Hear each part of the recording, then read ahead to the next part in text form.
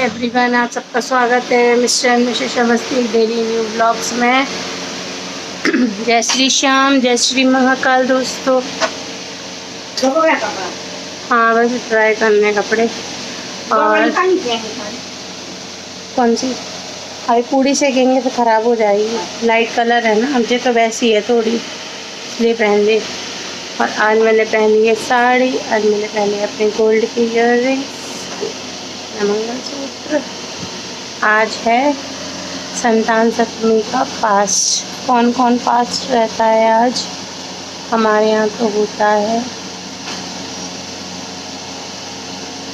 भगवान से यही प्रार्थना है, जिसके पास बच्चे नहीं है भगवान जी उन्हें जल्दी से बच्चे दे दे, और जिनके पास बच्चे हैं भगवान सभी के बच्चों को खुश रखे। और आप लोग मुझे भी दुआ देना, मेरा बच्चा भी अच्छा रहे। और आज ये मतलब संतान सप्तमी में संतानों के लिए रहा जाता है ये फास्ट। और इसमें आज सिर्फ काफ़ी लोगों के यहाँ होता होगा, काफ़ी लोगों के यहाँ अलग अलग तरीके से होता होगा। हमारे मुझे बहुत गर्मी लग रही थी तो मैंने पाउडर लगाया, ऐसे ब्लाउज में भी लग गया। और हमारे यहाँ सिर्फ 7 मीठे पुए बनाए जाते हैं, वही खाए जाते हैं, इसके अलावा कुछ नहीं।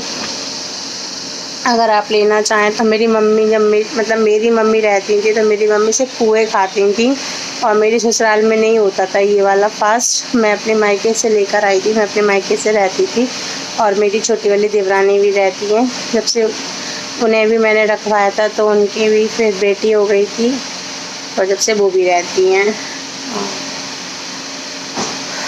तो चलिए हम मिलते हैं, अभी थोड़ी देर से पूजा करेंगे। अभी तो मैं भगवान जी की पूजा कर लूँ पहले अपने, फिर उसके बाद मैं मिलूँगी थोड़ी देर बाद पूजा करके। तो बेटा भी स्कूल से आ जाएगा। और इसमें कई लोग तो धागा बांधते हैं जिनके पास चूड़ी नहीं होती, और मेरे पास तो चूड़ी हैं तो मैं अपनी चूड़ी पहनती हूँ। इसमें चांदी की चूड़ी पहनी जाती है। और आप लोग बताना आप लोग कैसे रहते हो, आप लोग क्या क्या क्या होता है। तो चलिए मैं मिलती हूँ आप लोगों को थोड़ी देर बाद। हम लोग पूजा करने बैठ चुके हैं, अभी चल रही है पूजा की तैयारी। आपको दिखाते हैं बैक कैमरे से। ये देखिए मेरी चूड़ी है, इसमें देवरानी की चूड़ी है, ये देवरानी के पुए हैं, ये मेरे हैं, ये मेरे भगवान जी हैं, ये मेरे जी यहाँ से दिखाओ जी अपने कलावा से 7 गांठें लगा के गड़ा तैयार कर रही हूँ। तो ये हमारे गणपति बप्पा बैठे हैं।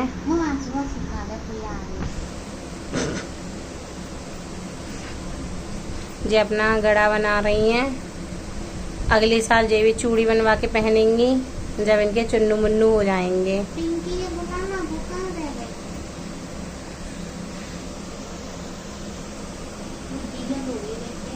बनावे गई है दिया जे हम देवरानी जेठानी की नोक झोंक भरी प्यार भरी।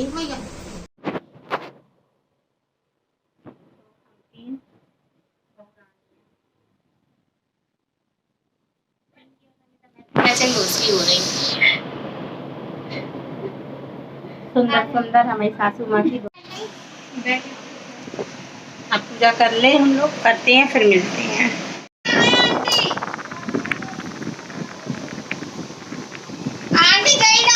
पूजा कर रहे हैं हम लोग।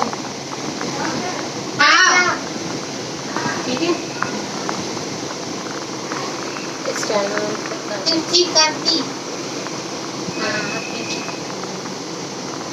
अब क्या करूँ बता? ये पूजा ये में डाल दो। हाँ डाल रखना सब।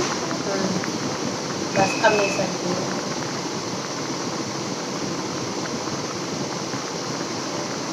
भाई में डले रहने दो, जब बाद में पहनेंगे तब बस दिया जला और रखो।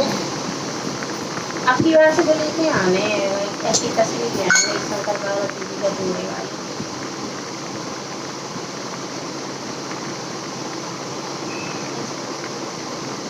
इनकी फोटो पे है कि अपन ने पूजा करने के बाद देखी थी, तो अपन पहले थी हमने पहले नहीं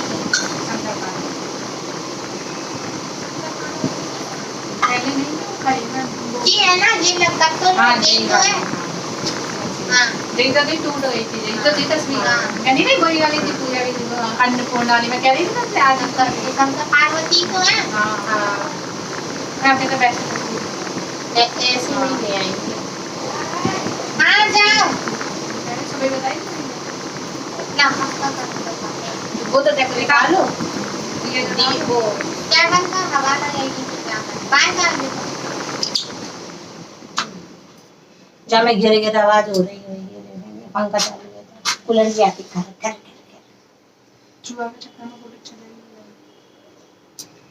नहीं वीडियो बना तो कूलर चालू है तो कूलर की भयंकर आवाज आती है हमारे।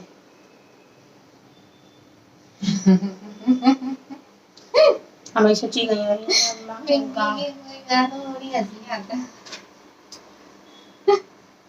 गेट के बाहर लगा रहा है सोने से इधर उधर ताकना में घुसने की जगह नहीं है उसमें जाली लगवा लिया मुझे कहीं अब क्या करूं वो सिंदूर दिया वो है ना चावल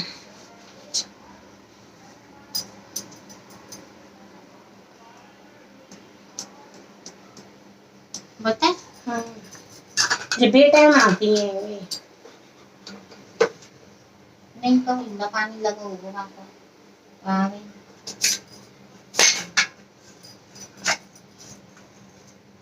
जो धूप बत्ती लेके आए थे उसमें स्टैंड आया था तो इस बाद हम वहाँ लेगा शोरूम पे और काटेंगे ना मैं बस चावल निकाल लिया चावल बस ले रहे हैं बस फूल हो गए है ना लोटा नहीं भर के नहीं गिरना पानी है वो का दे वाला मन हाँ जी और कोई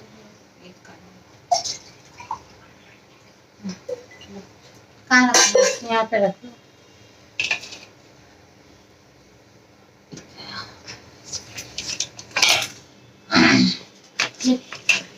पढ़ो पढ़ो चावल देखो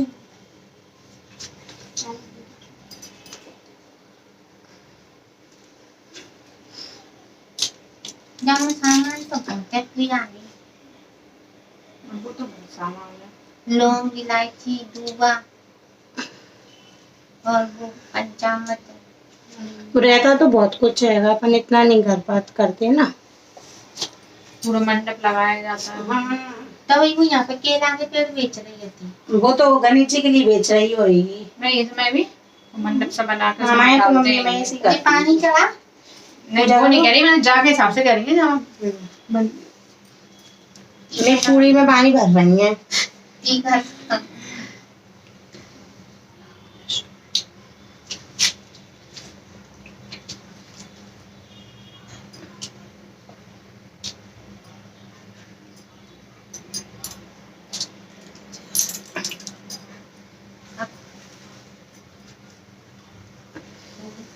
फूल जहाँ दर्द हो मैंने तो छुआ के जहाँ कर दिए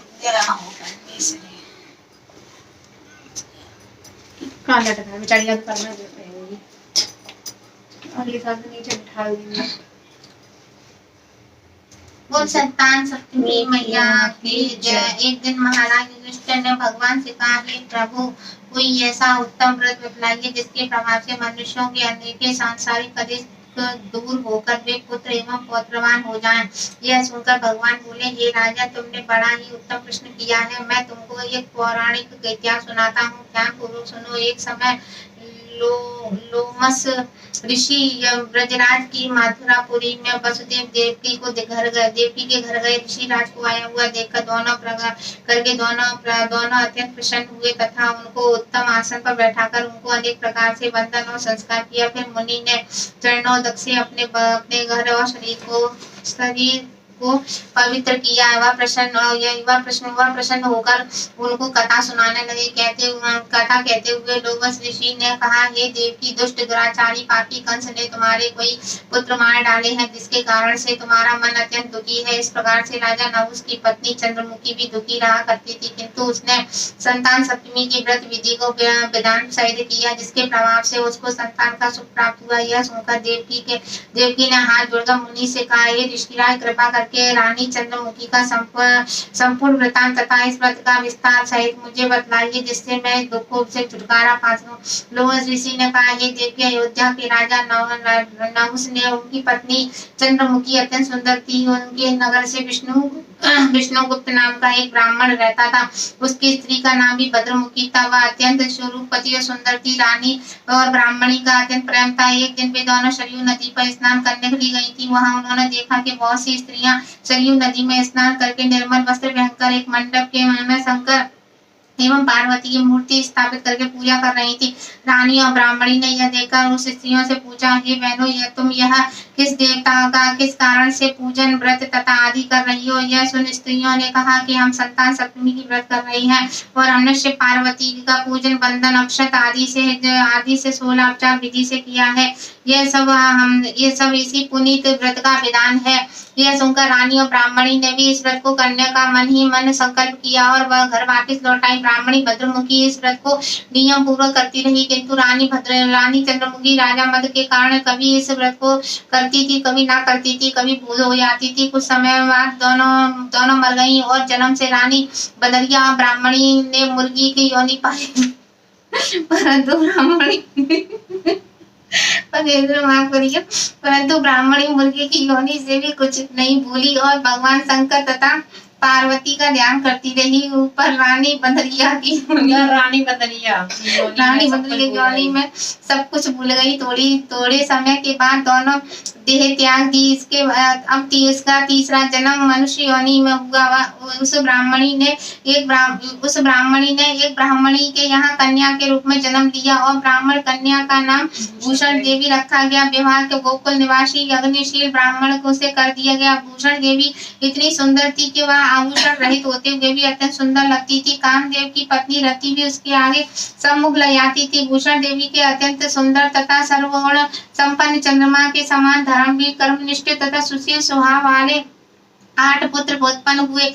यह सब शिव जी के व्रत से पुनीत फल था। दूसरी ओर शिव विमुख रानी के गर्भ से कोई भी पुत्र नहीं हुआ था। वही संतान दुखी रहने लगी थी। रानी और ब्राह्मणी में भी जो प्रीत पहले जन्म से थी वह अब भी बनी रही। रानी और वृद्धावस्था को प्राप्त होने लगी थी और उनके गूंगा बहरा तथा बुद्धिहीन आयु वाला पुत्र हुआ था। 9 वर्षों की आयु में इसका क्षणभंगुर संसार को छोड़कर चला गया। अब तो रानी पुत्र शोक को अत्यंत दुखी से व्याकुल रहने लगी। देव योग से भूषण देवी ब्राह्मणी रानी के यहाँ अपने पुत्रों को लेकर पहुंची। रानी का हाल सुनकर उसे भी यह बहुत दुख हुआ, किंतु इसमें किसी का क्या वश है। कर्म और प्रारब्ध के लिखे को स्वयं ब्रह्मा भी नहीं मिटा सकते। रानी कर्मयुक्त भी थी और इसी कारण से उसे दुख भोगना पड़ा था। इधर रानी पंडितानी के इस वैभव और 8 पुत्रों को देखकर अपने मन में ईर्ष्या करने लगी थी और उसके मन से पाप उत्पन्न हुआ। उस ब्राह्मणी ने रानी का संताप दूर करके निमित्त अपने 8 पुत्र रानी के पास छोड़ दिए। रानी ने पाप से वशीभूत होकर उन ब्राह्मणी पुत्रों की हत्या करने का विचार से लड्डू में विष तथा जहर मिलाकर उनको खिला दिया, परंतु भगवान शंकर की कृपा से एक बालक की मृत्यु भी न हुई। यह देखकर भी रानी अत्यंत आश्चर्यचकित हो गई और इस रहस्य का पता लगाने के लिए मन ठान ली। भगवान की पूजा से निवृत्त होकर भूषण देवी आई और रानी ने उससे कहा कि मैंने तेरे पुत्रों को मारने के लिए इनको जहर मिलाकर लड्डू खिला दिया है, किंतु इसमें से एक भी नहीं मरा। तूने कौन सा दान और पुण्य व्रत किया है जिसके कारण तेरे पुत्र नहीं मरे? तू तो नित्य नए सुख भोग रही है। तेरा बड़ा सौभाग्य है। इसका भेद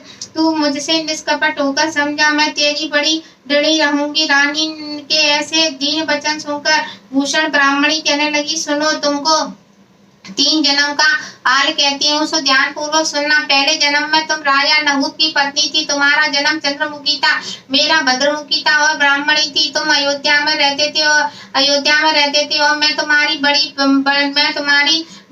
तुम्हारी बड़ी प्रीत थी। एक दिन हम तुम दोनों सरयू नदी में स्नान कर रही थी। दूसरी स्त्रियों का संतान सप्तमी का उपवास शिव जी का पूजन अर्चन करते देखकर हमने इस व्रत को उत्तम व्रत करने का भी प्रतिज्ञा की थी, किंतु तुम सब भूल गई और झूठ बोलने का दोष तुमको लगाकर जिससे तुम आज भी भोग रही हो। मैंने इस व्रत को आचार विचार सहित नियम पूर्वक सदैव किया और आज भी करती हूँ।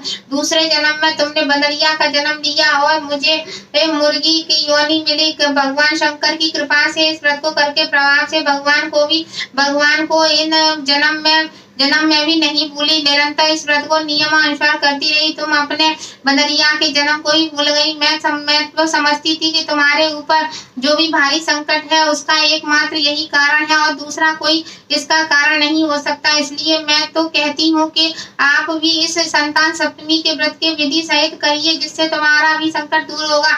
लवश्य ऋषि ने कहा, हे देवकी भूषण ब्राह्मणी के मुख से अपने पूर्व जन्म की कथा और व्रत संकल्प इत्यादि सुनकर रानी को पुरानी बातें याद आ गई और पश्चाताप करने लगी। भूषण ब्राह्मणी तथा चरणों में पड़कर याचना करने लगी और भगवान शंकर पार्वती जी की जो अपार महिमा का गीत गाने लगी। एक दिन उस दिन से रानी के नियमानुसार संतान सप्तमी का व्रत किया, जिसके प्रभाव से रानी को संतान सुख भी मिला और संपूर्ण सुख भोगकर रानी शिवलोक को गई। भगवान शंकर व्रत का ऐसा प्रभाव है कि पथ भ्रष्ट मनुष्य भी अपने पथ से अग्रसर हो सकता है। अंत में ईश्वर को भोगकर मोक्ष प्राप्त होता है।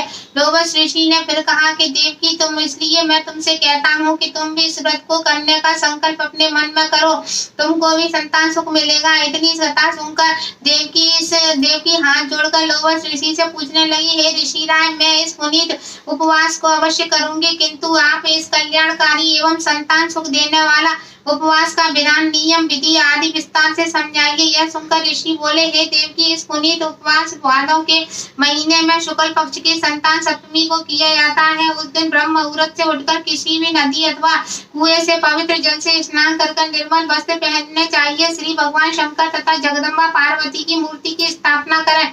इन प्रतिमाओं के सम्मुख सोने चांदी के तारों का अथवा रेशम का एक घड़ा बनावे और घड़े में 7 गांठें लगानी चाहिए। इस घड़े को धूप दीप अष्टगंध से पूजा करके तथा अपने हाथों में बांधे और भगवान शंकर से अपनी कामना सफल होने का प्रार्थना करें। तदंतर 7 पुआ बनाकर भगवान का भोग लगावे। साथ ही पुए को एवं यथाशक्ति से सोने एवं चांदी की अंगूठी बनवाकर सबको इस तांबे के पात्र में रखकर और उनको 16 उपचार से विधि से पूजन तथा किसी सदाचारी धर्मनिष्ठ या पात्रा ब्राह्मण को दान देवे। इसके पश्चात 7 पुआ स्वयं प्रसादी के रूप में ग्रहण करें। इस प्रकार इस व्रत को पारायण करना चाहिए। प्रति साल शुक्ल पक्ष की सप्तमी के दिन हे देवकी, इस व्रत को इस प्रकार नियम पूर्वक करने से समस्त पाप नष्ट हो जाते हैं और भाग्यशाली संतान उत्पन्न होती है और अंत में शिवलोक की प्राप्ति होती है। हे देवकी, मैंने तुमको संतान सप्तमी का व्रत संपूर्ण विधान विस्तार सहित वर्णन किया है, उसको मैं तुम्हें नियम पूर्वक करो, जिससे तुमको उत्तम संतान पैदा होगी। इतनी कथा कहकर भगवान आनंद कंद श्री कृष्ण तथा धर्मावतार युधिष्ठिर से कहा कि श्री लोभस ऋषि इस प्रकार हमारी माता को शिक्षा देकर कर चले गए। ऋषि के कथनानुसार हमारी माता देवकी इस प्रकार व्रत को नियम अनुसार किया और जिसके प्रभाव से हम उत्पन्न हुए। इस व्रत के विशेष रूप से स्त्रियों के लिए कल्याणकारी है, परंतु पुरुषों को भी समान रूप से यह कल्याणदायक है। संतान सुख देने वाला, पापों को नाश करने वाला यह उत्तम व्रत है, जिससे स्वयं भी करा और दूसरों को भी कराए। नियम पूर्वक जो कोई इस व्रत को करता है, भगवान शंकर एवं पार्वती के सच्चे मन से आराधना करता है, निश्चय ही अमर पद को प्राप्त होता है और शिवलोक को प्राप्त होता है। बोल शंकर भगवान की जय, बोल भोलानाथ की जय। शंकर जी अब तो वो आरती कर ले। जय हो भोलानाथ, जय हो शंकर।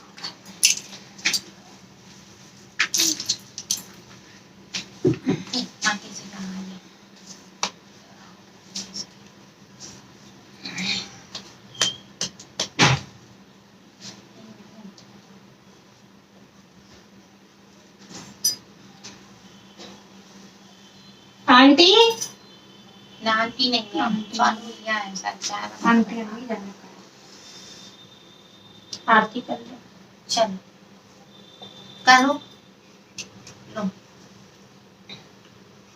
घंटा काम पे बैठे हैं अपन तो खड़े हो गए, कर लो आरती, खड़े हो चलिए। घंटी काम गई।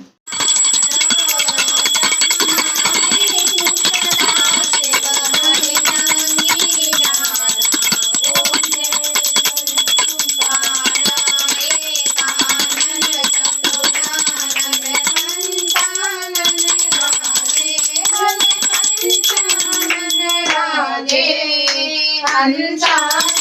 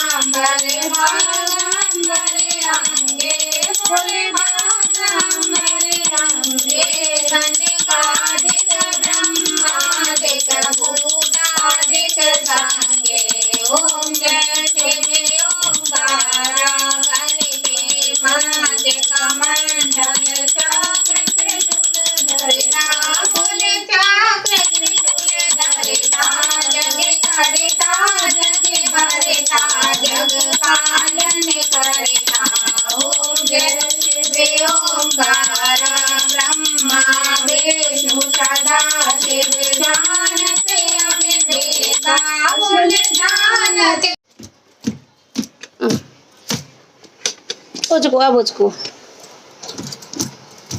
कैसे उचका भाई और उचक लो।